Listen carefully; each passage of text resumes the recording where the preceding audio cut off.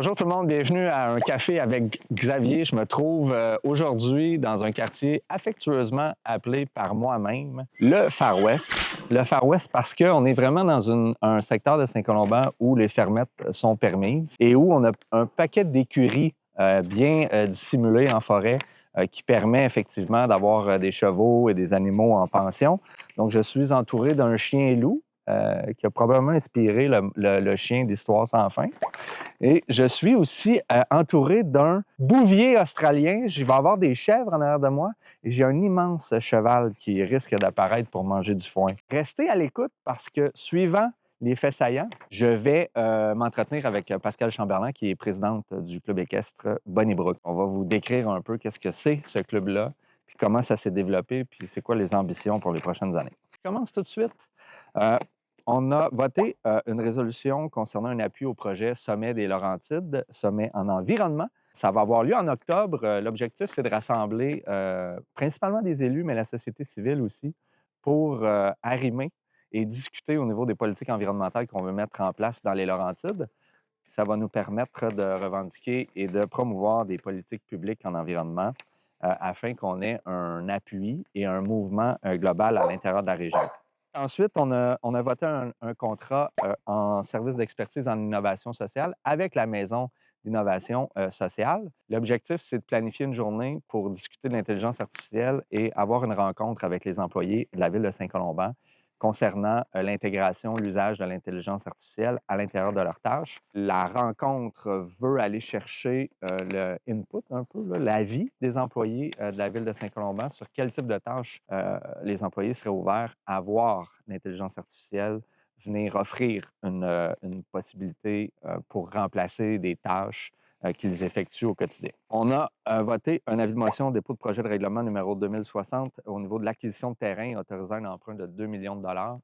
C'est vraiment un portefeuille qu'on se crée dans la perspective où on voit des opportunités d'acquisition de terrain pour la ville de Saint-Colomban, que ce soit des espaces verts ou des opportunités d'acquisition qui auraient un bénéfice dans le futur. Ça peut être simplement aussi un actif financier, sachant que le territoire prend de la valeur. Ensuite, octroi de contrat, fourniture et livraison de vêtements de travail. Je tenais à vous l'expliquer ce matin parce qu'on change un peu la philosophie. Historiquement, les employés, principalement col bleu, n'avaient pas de vêtements fournis. Donc là, on instaure vraiment une politique avec des vêtements à l'effigie de la ville de Saint-Colomban. Il faut savoir que historiquement, il y avait une portion du salaire qui était dédiée à l'achat de vêtements pour les employés.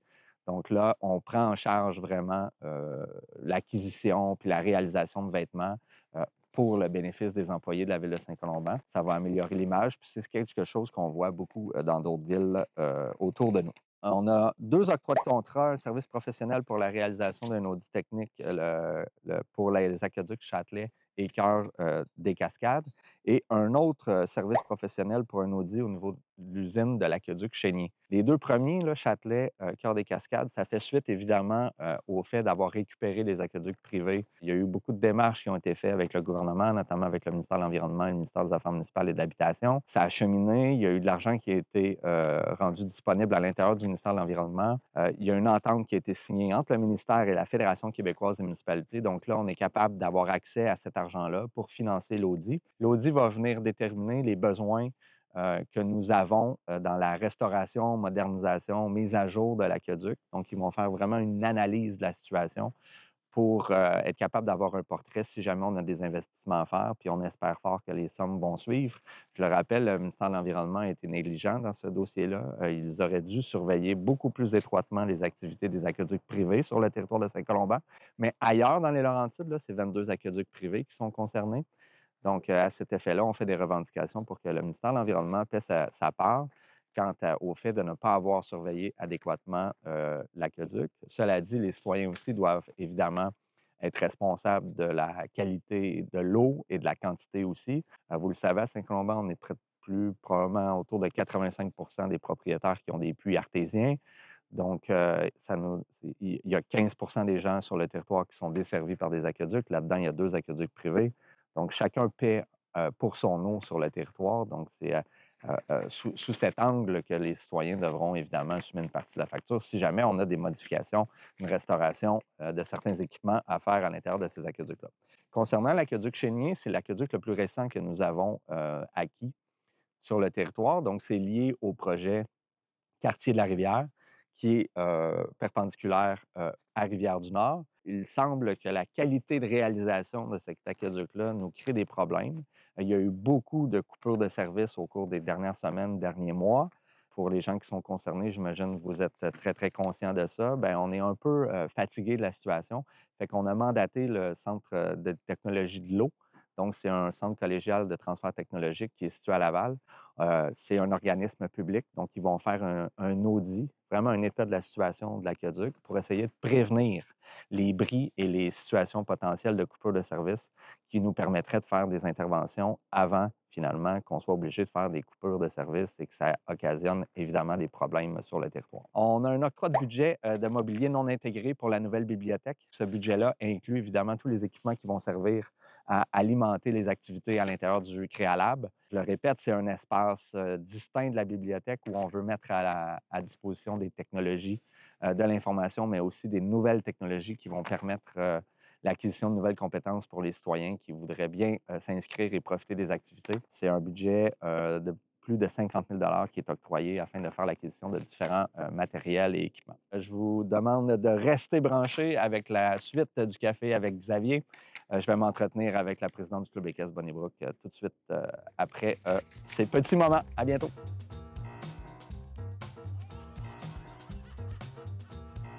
Hey, bonjour, chère population. Aujourd'hui, je me trouve, comme je l'ai mentionné dans les faits saillants, dans le Far West de Saint-Colomban. Donc, on est vraiment au nord du territoire où se trouvent plusieurs fermettes.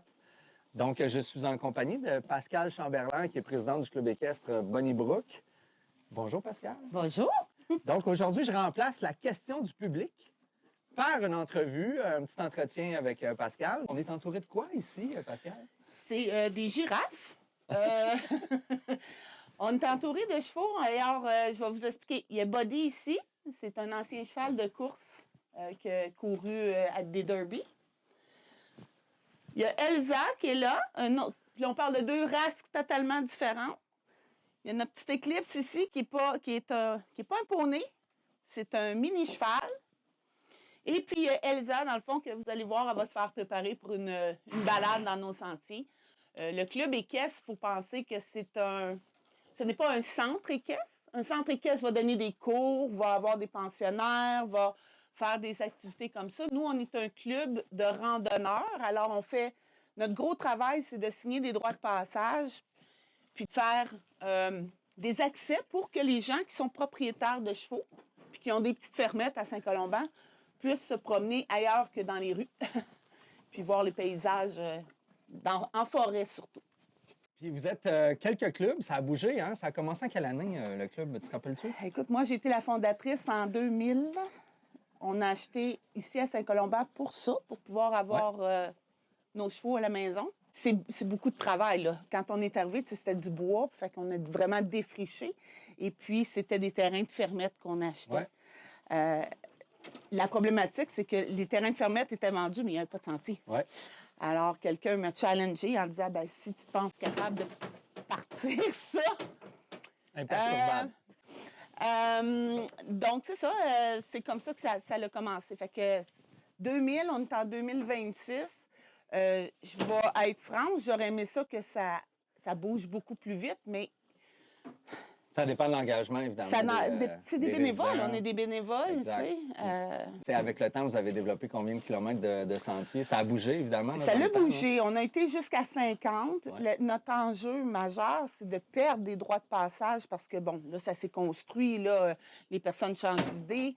Je ne cacherai pas que des fois, il y a des gens qui utilisent nos sentiers et qui n'ont pas d'affaires là. Ouais. Les motorisés, entre autres, ça nous coupe. Ouais. Tu sais, quand les 4 roues se retrouvent dans nos sentiers. Ça fait que les propriétaires privés, ils deviennent un petit peu plus frileux à rendre accessible leur sentier. C'est ça. En ce moment, je dirais, répertorié, on a un bon 40 km de sentiers qu'on balise, qu'on marque que ces sentiers, qu'est-ce que c'est ça, qu'on avertit les gens. Vous n'avez pas d'affaires ici si vous n'êtes pas à cheval. idéalement, pour perdurer, pour voir vraiment que ça continue dans le futur longtemps, ça serait que ça devienne multifonctionnel avec des activités qui se marient bien. Il y a un peu plus que 55 clubs équestres au Québec. Peu importe le nombre de membres, c'est toujours les mêmes enjeux. C'est les enjeux de savoir comment on peut passer puis faire respecter ces sentiers-là pour longtemps. T'sais. Fait que souvent, les villes ont décidé, ben écoute, on va faire une piste cyclable, mais ça va croiser la piste de... On va prendre une emprise pour la piste de chevaux. Parce que les villes voient un potentiel et voient un intérêt aussi. Les gens qui achètent ici pour avoir les chevaux, on s'entend que c'est des gros terrains, les taxes qui viennent avec. Est-ce que c'est particulier d'avoir une écurie en pleine forêt? Est-ce que ça existe à plusieurs endroits au Québec?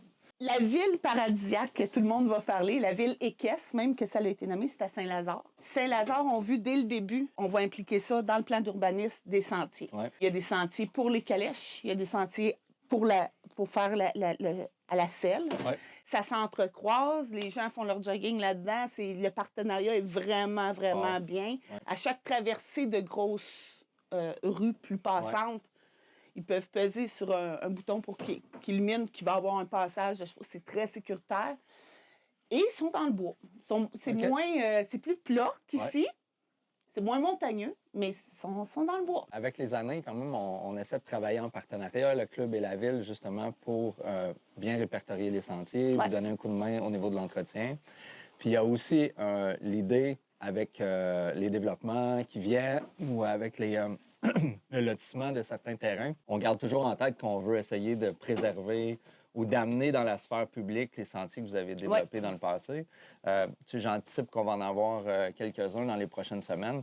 La collaboration, elle est vraiment essentielle pour s'assurer de ne pas perdre ces acquis-là. Nécessaire. Puis de les transformer, comme tu l'as dit un petit peu plus tôt, au niveau de sentiers multifonctionnels, pour qu'on soit capable de multiplier l'usage, puis que les gens ils finissent par bénéficier des espaces forestiers, puis de pouvoir se promener, que ce soit à pied, en vélo, avec un cheval. Oui. Je dirais que les gens de chevaux qui en ont... Tu sais, moi, je me suis promenée partout là, au Québec, à plusieurs endroits. Puis il y a des endroits que tu vas dire, ben c'est le fun parce que c'est plus plat ou quoi que ce soit. Mais quand on invite des gens puis qu'ils voient nos sentiers puis les potentiels, c'est toute beauté. Là. On dirait qu'on est dans le fond du Montana à 3 minutes d'ici. Ça serait très dommage que ça se développe. Fait que c'est de le faire respecter. Je dirais qu'on n'est pas beaucoup de membres. On peut pas se comparer, mettons, au club des 4 roues avec le budget qu'ils ont et tout ça. C'est pas ça. Mais côté passion, on est vraiment dans le top. On est toujours là pour vos activités. On veut beaucoup, beaucoup s'impliquer. Il va y avoir le marché country encore. On espère qu'il va faire beau pour que la danse country soit un peu plus, praticable. Quand on est là pour ramasser les pourboires, c'est vraiment, on remet ça dans nos sentiers. Notre enjeu, des fois, c'est certains propriétaires qu'on pourrait essayer d'avoir plus... Collaboratif. Ceci étant dit, on prend ce qu'on peut, là, tu sais. Puis évidemment, comme tu parlais tantôt, en dehors de la caméra, il faut être patient dans ces choses-là. Oui, c'est ça, j'allais dire. Ça prend de la persévérance, de la passion. Ça prend bien de la persévérance. De la passion. Beaucoup, beaucoup. D'opportunisme aussi, parce qu'il ne faut pas les manquer, les opportunités, quand ils arrivent sur la table, l'idée de sécuriser ces sentiers-là. Puis de toujours garder une philosophie de développer des partenariats. C'est ça. Merci de nous avoir invités chez toi, Pascal. Écoute, avant que tu partes, Xavier, moi, on a pensé à toi parce que finalement, ça ne fait pas si bien que ça, un chapeau de cow-boy. On va t'offrir la casquette. Oh, wow! Alors là, tu sais que l'équitation, ça se pratique 4 saisons. Oui. Ça, tu as printemps-été. Avec une tuque? Puis tu as l'automne-hiver. Ah, c'est vraiment gentil. Fait que tu pourras porter fièrement les couleurs du Club équestre Bonnie-Brook. Voilà. Mais c'est un grand plaisir. Ça m'a fait plaisir. On se revoit dans les sentiers? Dans les sentiers. On va prendre des images? La prochaine fois, c'est à cheval. Ouais. Merci. Merci à toi.